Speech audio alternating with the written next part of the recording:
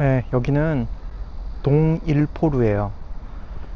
위치상으로 보면 수원 화성의 동쪽 성곽 바깥쪽이고 창룡문 밖으로 나왔을 때의 위치가 되겠죠. 여기서 약간 북쪽 방향으로 창룡문을 나와서 밑으로 내려왔어요. 지금 그래서 다시 올라가면서 창룡문으로 들어갈 겁니다. 이쪽 구간은 많이 훼손된 공간이었대요. 6.25 전쟁을 겪으면서 그 이후로 이제 민가들이 이 성문에 굉장히 바짝 와서 붙어가지고 민가들이 형성이 되고 이 성벽도 많이 허물어지고 심지어는 앞문이나 혹은 뭐 성벽 돌 같은 걸 이용해 가지고 계단을 만들어서 허물어진 성벽으로 사람들이 오르내리고 지나다니는 길로도 사용이 되고 그럴 정도로 훼손이 많이 된 구간이었대요. 그러다가 지금 이렇게 보시면 요 왼쪽으로 이렇게 보시면 성벽들이 아래쪽만 옛날 벽돌이고 위쪽은 새로 만들어 복원한 구간이라는 게 눈에 확 띄죠.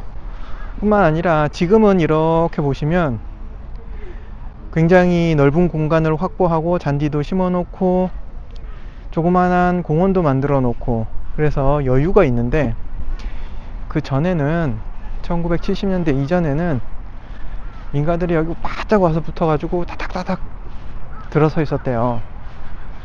그 실제 자료 사진도 있더라고요. 민가가 들어서지 않은 공간은 밭으로 이용을 하고 그래가지고 훼손이 많이 됐고, 창룡문 같은 경우에도 6.25 전쟁 겪고 하면서 문루가 파괴되는 정도가 아니고 그 성벽 자체가 뭐 굉장히 많이 허물어져 가지고 그냥 간신히 그 여기가 문 자리다, 여기가 창룡문 자리다 라고 흔적만 남아 있을 정도로 아주 굉장히 훼손이 심하게 되어 있더라고요. 근데 그거를 민가들 이제 보상을 했는지는 모르겠는데 민가들을 차근차근 철거를 해서 이전을 시키고 공간을 확보하고 그렇게 해서 이쪽 동쪽 구간 성벽이나 포루, 치, 창룡문 이런 것들을 복원했다고 하네요. 그래서 그런지 몰라도 고의적으로 이제 조경을 한 거죠. 보면은 소나무도 아주 멋있는 소나무들 보이시나요? 이거? 오, 그죠? 배경이라던가 환경만 빛의 조건만 잘 주어지면 이거 사진 찍어도 멋있는 사진 나올 것 같은 그런 소나무가 조경도 돼 있고요. 주변에 기구를 타는 것도 있어요. 이렇게 수원 플라잉이라고 그랬던 것 같은데 조금 비싸기는 해도 꼭대기 올라가서 수원 시내를 내려다 볼 수 있습니다. 여기 지금 이제 창룡문 다 왔어요. 여기 지나서 창룡문, 여기 옹성 이 부분, 옹성 부분도 엄청나게 복원을 한 흔적이 보여요, 보면. 그리고 창룡문을 지나서 저 북쪽으로 올라가는 구간도 보면 복원이 많이 돼 있어요. 이렇게 보시면 멋진 소나무 조경을 해놓고 반면에 성벽은 많이 복원이 돼 있다는 거 아실 수 있을 겁니다. 옹성 같은 경우에도 보면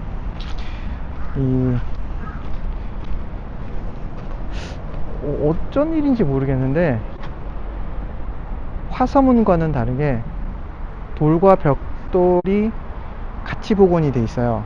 이렇게. 근데 뭔가가 조금 이상하죠. 그죠? 밑에 이 저쪽 아래쪽에 보면, 바깥쪽에 보면 저 바깥쪽 아래까지 벽돌로 돼 있는데, 여기서부터는 아랫단은 돌로 돼 있어요.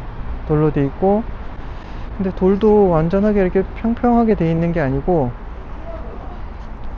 쭉 가다가 또 안쪽으로 들어오면 여기서부터는 또 벽돌 구간이 많이 줄어들고, 저 위쪽까지 그 돌로 쌓고 위에만 벽돌로 이렇게 돼 있어요. 이유는 잘 모르겠습니다. 뭐 아무래도 처음에 파기가 너무 심해 가지고 원형 복원이 쉽지는 않았나 봐요.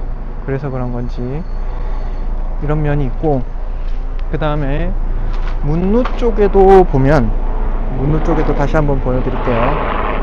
문을 구성한 아래쪽에 이 돌들을 이렇게 보면 다른 쪽 복원된 돌들과는 조금 차이가 있는 게 뭐냐면, 다른 데는 복원된 구간들을 보면 특정 구간을 나눠 가지고 옛날 돌, 그 다음에 복원된 돌 이렇게 보이는데, 여기는 그냥 옛날 돌과 복원된 돌들이 듬성듬성 서로 이빨 빠지듯이 껴 맞춰져 있는 게 보이죠. 제가 보기에는 이게 처음에 훼손 상태가 너무 심해 가지고 이런 게 아닌가 싶어요. 파괴 상태, 훼손 상태가 되게 심했던 거를 복원하면 보통 이런 식으로 복원이 되더라고요. 예를 들어서 이쪽 구간이 무너지고 이쪽 구간이 살아있다 그러면, 이쪽은 옛날 돌들이 남아있고 이쪽은 복원한 돌들로 보이는, 딱 눈에 봐서 그렇게 보이거든요. 그런데 보면은 얘는 듬성 옛날 돌이 있고 요즘에 만들어 놓은 돌들이 있고, 이런 경우는 그냥 왕창 무너져 내려 있을 경우에는 그 중에 뭐 쓸만한 돌 골라내고 못 쓰는 돌은 뭐 다시 쓸 수 없죠. 버리거나 딴 곳에 전시를 한다거나 하고, 그 사이사이에다가 요즘에 만든 돌들을 만들어서 끼워 가지고 얘네들을 서로 임플란트 하듯이 서로 껴 맞추는 방식으로 복원을 하는 경우가 많더라고요. 여기도 훼손이 심했다고 들었는데, 아마 그래서 이렇게 복원이 되지 않았나 싶어요. 여기뿐만 아니라 요거 문루 아래쪽에 있는 돌들이 대부분 그런 식으로 복원이 돼 있어요. 어쨌든 간에 원래의 설계도라고 할까요? 그림이 잘 남아 있었던 관계로 거의 원형에 가깝게 또 복원이 된 것으로 저는 알고 있습니다. 그래도 이렇게 복원을 해 놓으니까 참 좋습니다. 관광객도 많고 와서 쉬는 분들도 많고, 학생들도 이쪽으로 많이 지나다니더라고요. 요 문 나가면 기구도 탈 수 있고요.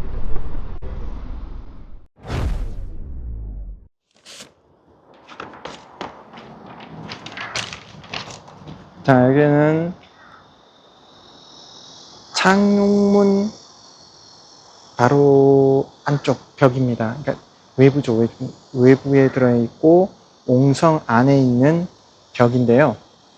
제가 지금 얼굴에 나오려나 모르겠는데 키가 작아가지고, 여기에 보면 글씨가 써 있어요. 글씨가, 저도 이제 한자를 잘 몰라가지고 잘은 모르겠는데 제가 아는 범위 내에서 한번 볼게요. 보면은 여기에 감동이라고 써 있는 것 같아요. 감동. 이게 아마 감독이라는 뜻일 거예요. 제가 알기로는 감독. 그리고 영하고 요 글자가 뭔지 모르겠어요. 이게 영자 같고 영장 같기도 한데 뭔지 모르겠고, 그 다음에 김기승이라고 쓴 것 같아요. 제가 보기에는. 그 다음에 두 번째 줄에는 감동. 감동 전 부사. 김하고 요 두 번째 글자가 지워져 있어요. 이게 뭔지 모르겠고, 이게 아마 혁자 같아요. 김머혁.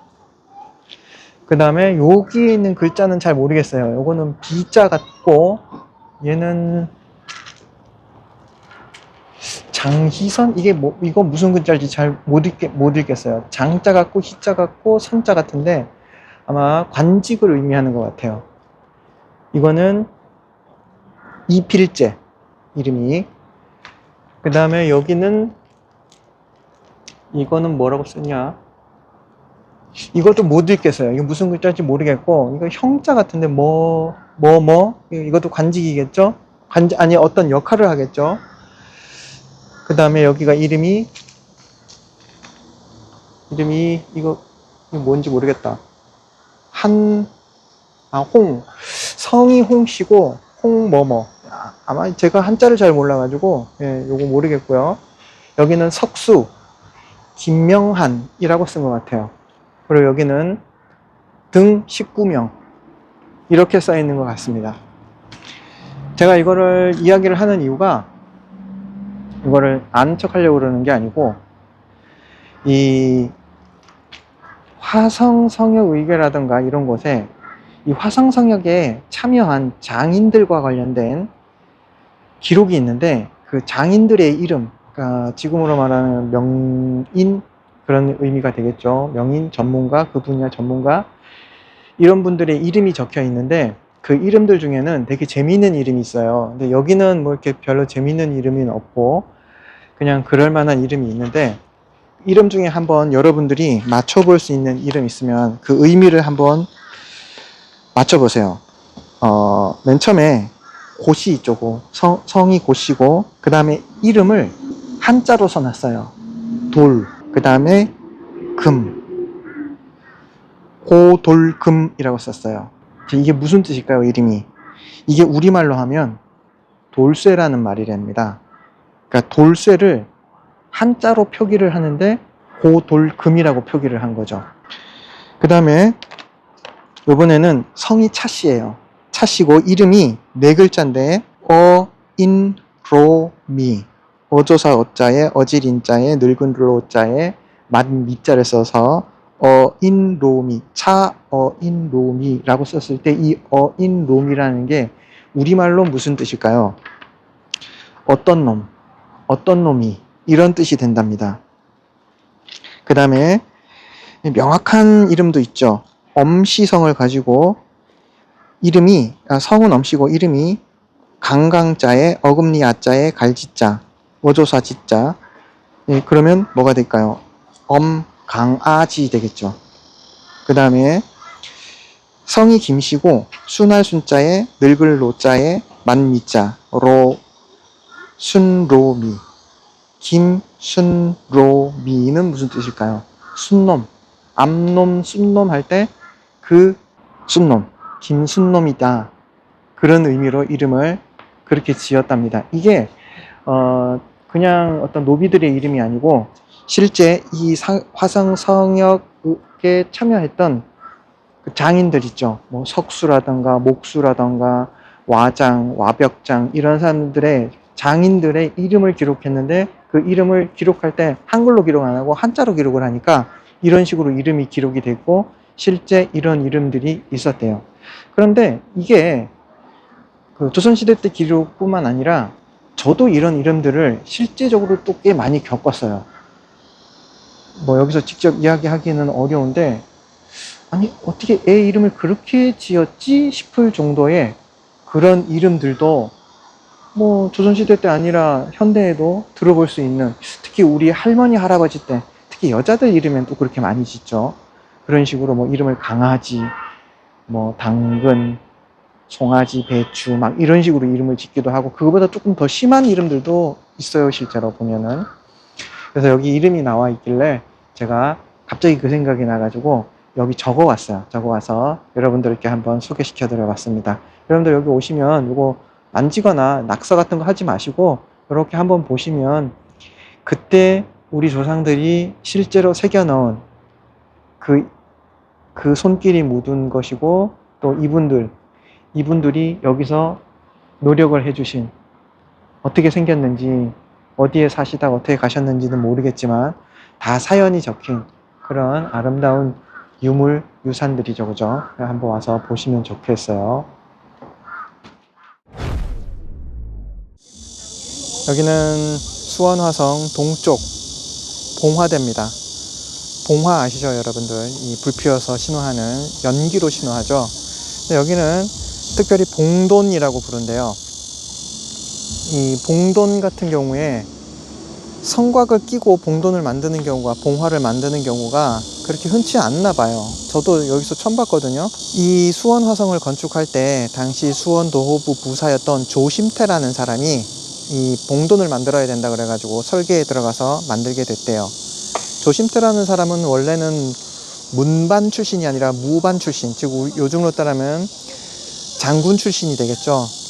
군인 집안이었나 봐요. 그러다가 정조대왕에게 발탁돼서 이 수원 화성을 책임지는, 요즘으로 따르면 수원시장쯤 됐겠죠. 그렇게 임명이 돼서 나중에 수원 화성을 건축하는 데도 중요한 역할을 했다고 그래요. 보시는 이 봉돈의 방향이 동쪽이고 저 뒤쪽 방향이 서쪽이에요. 약간 저쪽 방향이 되겠죠. 동쪽, 서쪽. 동쪽에는 용인이 있고 용인 쪽에는 석성산 봉화대라는 게 있답니다. 그리고 서쪽 지역에는 서해안 지방에 홍천대라는 것이 있어가지고 서로 이렇게 연락을 하는 구조로 되어 있대요. 물론 그 이야기를 들었을 때 용인 쪽으로는 있을 수 있다고 생각이 됐는데, 왜냐하면 지금이야 높은 건물들로 둘러쳐져 있어가지고 뭐 멀리 안 보이지만 예전에는 이 건물들이 없으면 멀리 봉화대가 보였을 가능성이 있거든요. 근데 서쪽 같은 경우에는 제가 조금 이해가 가지 않는 게 뭐냐면, 서쪽 같은 경우에는 팔달산이 막고 있어요. 이렇게 높게 막고 있어가지고 저쪽으로 홍천대가 보이는지 그게 나는 궁금해요. 보통 봉화는 이렇게 낮은 곳에 세우지 않고 높은 산 위에다가 세워서 멀리 볼 수 있게 하는데, 여기는 특이하게 이렇게 평지에다 이렇게 세웠어요. 정확한 이유는 알 수 없지만 아마 그때 당시에 어떤 이유가 있었겠죠. 자신들의 필요성이 있어서 이렇게 세웠을 겁니다. 얘는 많이 무너져 있었대요. 1971년에 얘를 복원을 했는데 1975년부터 5년간 대대적으로 복원공사를 할 때 어느 정도는 복원이 돼 있었는데 완전히 복원이 안 돼 있었나 봐요. 그래가지고 1975년에 5년부터 5년간 대대적인 복원 사업을 할 때는 출입문을 기준으로 해서 저쪽에 병수처, 군기고, 여기가 군기고가 되겠죠. 군기고, 요쪽에 병수처, 요런 부분을 복원을 했다고 그래요. 그리고 부서진 부분도 조금씩 복원을 했고요. 그렇게 하고 이제 온 것이 지금까지인데, 이 봉돈의 경우에는 봉화대를 전체를 벽돌로 쌓았대요. 이렇게 모든 봉화대를 벽돌로 쌓은 거는 시도된 게 여기가 처음이래요. 뭐 그것도 처음이겠지만 제가 생각하기에는 성벽 옆에다가 이렇게 봉화대를 세운 것도 흔치는 않은 것 같아요. 실학정시로 세운 조선의 신도시 수원 화성이라는 책의 저자분은 이 봉돈과 이 봉돈 북쪽에 있는 동북공심돈, 이 두 개가 수원 화성을 건설하는 기간 마지막 1796년에 두 개가 완성됐대요. 그 이유에 대해서 이렇게 설명을 하더라고요.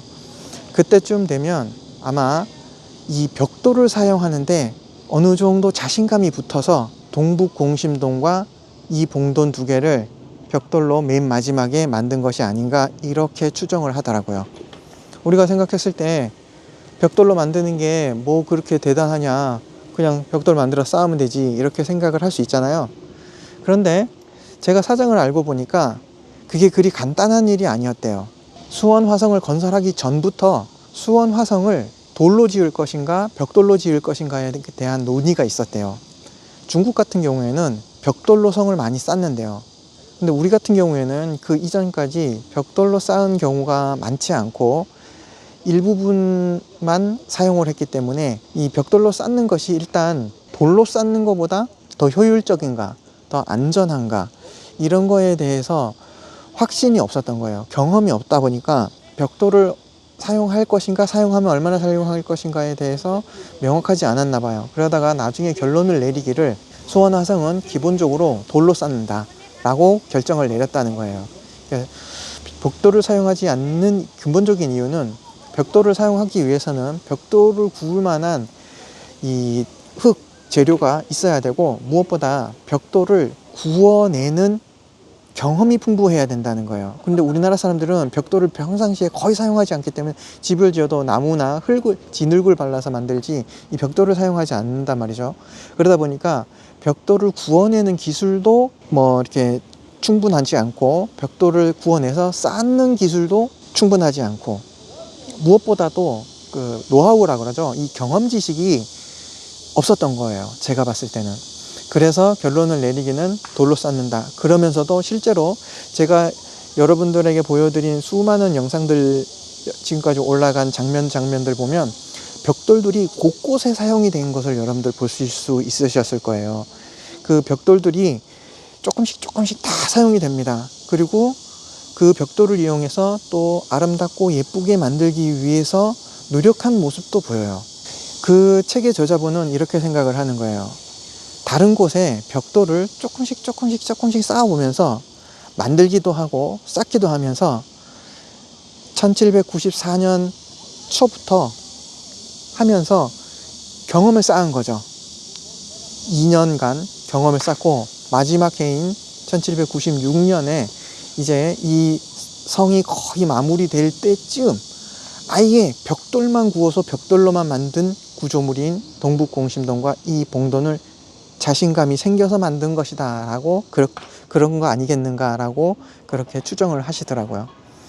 그러고 보면 그럴 가능성도 충분히 있어 보여요. 제가 보기에는 실제로 또 그런 게 있대요.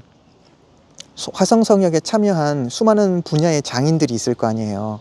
나무를 다루는 사람, 돌을 다루는 사람, 여러 가지 철기구를 다루는 사람, 또 나무도 뭐 대목장이 있고 소목장이 있고 막 다양할 거 아니겠어요? 그때 참여한 장인들의 분야가 22개의 분야의 장인들이 참여를 했대요, 분야로. 그리고 그 장인들 분야들 중에서도 우두머리 장인을 편수라고 불렀대요. 그런데 각 분야의 모든 분야에 편수가 존재하는 것이 아니라 6개 분야에만 편수가 있었답니다. 예를 들어서 대목장들 중에서 우두머리는 도편수라고 불렀다거나 뭐 이런 식으로 부르지 않았겠어요? 저도 정확하게 모르겠지만, 그 6개 분야의 편수가 있는 6개 분야 중에 하나가 바로 와벽장이라고 하더라고요. 와벽장이라는 게 이 벽돌을 굽는 장인인 거죠. 벽돌 굽는 분야의 장인들이 따로 있었던 거예요. 그리고 그 중에서도 편수를 지정해서 운영을 할 정도의 분야, 6개 분야 중에 하나가 바로 이 벽돌을 굽는 분야래요. 와벽장이라는 건 이해가 가는데, 특이한 게 뭐냐면 마벽패장이라는 게 있대요. 여러분들 혹시 마벽패장이라는 걸 들어보셨나요? 이건 뭐냐면 벽돌을 갈아내는 장인이 마벽패장이랍니다.